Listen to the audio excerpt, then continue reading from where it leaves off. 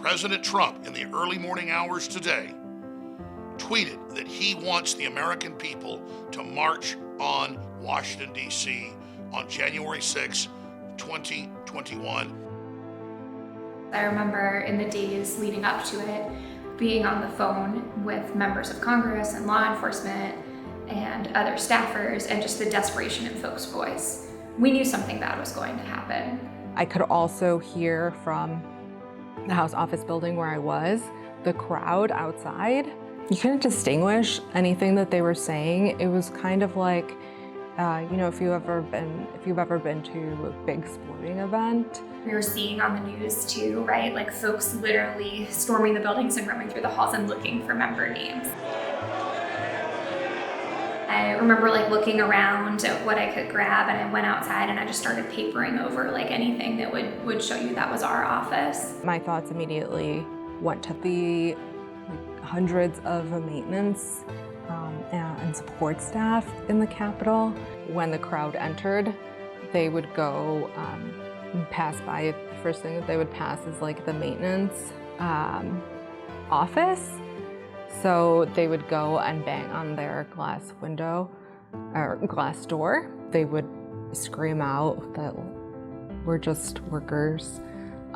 Please leave us alone. At one point, we received information that members were going to be evacuated. She looked at me in locked eyes and she said, "I'm not leaving without you." And I realized that because we knew this was a crowd that was motivated by hate and vitriol and white supremacy, that made my boss, who's a visible member, a Black woman, even more of a target. The hundreds of maintenance and support staff in the Capitol, they really had zero to do with the events of that day, and yet they were among the most impacted, cleaning up after the rioters, cleaning glass, cleaning other things that I won't mention because they were pretty awful. I think that has to be a traumatic experience in and of itself. In the immediate aftermath, I was just so angry. I was just so frustrated.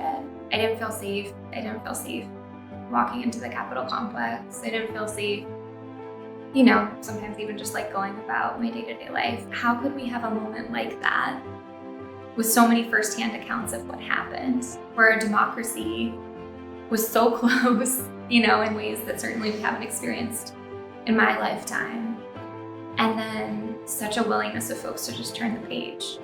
I was really interested in politics because my grandpa was really interested in politics. As the grandchild of immigrants, it was really impactful to walk up to the Capitol in the morning for work.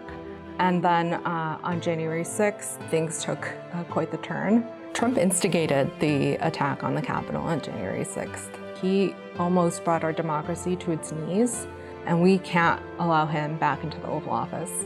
We're going to walk down Pennsylvania Avenue. I love Pennsylvania Avenue. And we're going to the Capitol. I think Trump and his accomplices that allowed the January 6th attack to happen need to be held accountable in a court of law.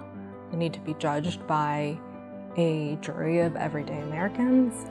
And for those who have enabled that behavior, I think voters need to hold them accountable.